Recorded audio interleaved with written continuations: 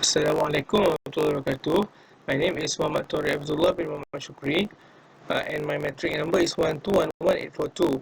So today I'm going to make a presentation video about information and communication technology ICT in the service of Islamic history and civilization from Muslim students' perspectives. So now let's take a look at the table of contents. Firstly, we're going to talk about introduction, and then we're going to talk about Muslim civilization, and then we're going to talk about the ideological stand of Islamic law in utilizing modern information and communication technologies, and then we're going to talk about computer as a necessity, and finally we're going to talk about the conclusion of the topic. Okay, so firstly, let's talk about introduction. The Muslim societies have come into contact with many newly societal developments or different objects introduced by technological advancement, despite the fact that the Muslim and the religion of Islam in general are benefiting from it. However, this question which arises in mind is that, do Muslims utilize such without basic of authentication from Islamic law? The exact word modern in this research means the newly innovated information and communication technologies, which is ICT, which circumstances of life brought in the contemporary time. Even though Muslims may need such objects most, but in accordance with the Islamic perspective, a true Muslim will not conduct anything except with the consultation to the Islamic Sharia. The modern information and communication technologies introduces the additional decision in the solid teaching of Islamic law, whereby some other things under the rule of necessities may legalize for want and exhortation. Before taking stand in legalizing modern information and communication technologies or prohibiting it, one has to know the stand of Sharia in innovated objects and reflect it to Sharia decision.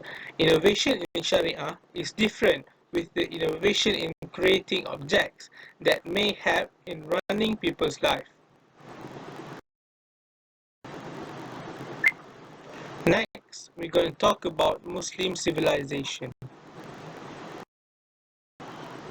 Worldly invention was known since early Muslim civilization. Many works either minimize or completely overlook the presence and contributions of the entire Islamic civilization. Muslim scholars contributed in different fields of knowledge, art, science, culture, and inventions, among others. The Muslim rescued the knowledge in which the world today is modernizing. Isa A. and Ali explore that the Quran strongly emphasized the beauty of nature and presence of Allah's miracles in the physical world, as well as element of science.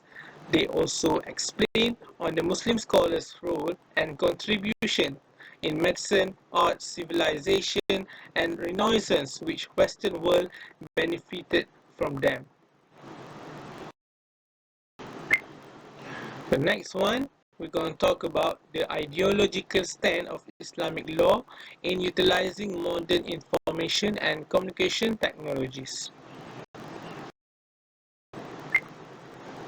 The Holy Quran, as well as prophetic traditions, give a Muslims an embodiment of the code of life. The two sources provided guidance in the human aspect of life, individually, socially, morally, economically, politically, legally, culturally, as well as nationally and internationally. In spite of all this, where someone tries to be over enthusiastic and add something in the matters of religion which neither Allah nor His Prophet have ever said, it is an innovation which is bid'ah. The doors of ijtihad are always open to those who are capable at all times for any circumstances. From the aforesaid, the research deducts out that the origin of everything is legalization unless where Sharia has forbidden. On the other hand, the modern Information and communication technologies is among the things that could be ruled legally, except if it will be used in prohibition or it may lead to unlawful act. The modern technological creation will not be regarded as innovation in religion, except if it will open the door to innovation in Islam. Not all productions that emerge after the death of the Prophet could be counted as innovation because some other knowledge was emerged after his death. Because the development in social life introduces the modern technologies and modern life need it most. Using it will not be out of designation of Sharia. It can serve some purposes to Sharia itself, especially in modern time. So now we're going to talk about computer as a necessity. On the other hand, it became necessary in our modern time to make use of computer for one reason or the other, depending on the purpose or need. If it will be used in unlawful act, then the following juris rule will be applicable. Whatever leads to unlawful act will be regarded as forbidden. Yusuf al-Qaradawi. Almost all objects have their advantages and disadvantages in use, although the disadvantages are not fully found in other worldly things, because with any disadvantage there will be an advantage, while advantages and its opposite are found in many objects. Thus, computer may be regarded lawful whereby it may be used in understanding good things, which is maslahah, that are relevant to real human development, acquisition of knowledge, and some other useful things, as acknowledged rationally by wise and learned people. On the other hand, computer can be abused. It may be used for unholy acts. It may be used to create several new ways for committing crime. Thus, Islamic Sharia makes provision for all problems that may occur in future time to come. No modern time inclusive. Finally, we have come to the conclusion.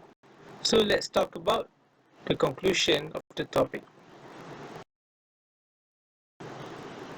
In conclusion, it is pertinent to reiterate the need for continuous search for knowledge and its advancement in the modern age for the benefit of the Muslims and the humanity as a whole.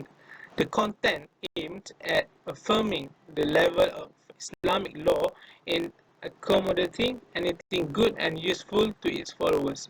Islamic civilization and its renaissance is a progress religion in nature, as the Islamic law mentioned clearly that in accordance with the principle of Islam, everything is permissible except for other things that are prohibited in Islam.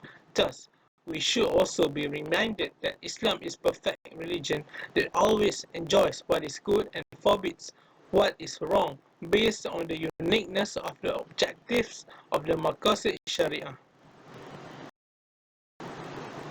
So that's all from me for the topic of information and communication technology in the service of Islamic history and civilization from Muslim students' perspectives. That's all from me. Assalamualaikum warahmatullahi wabarakatuh, and thank you very much.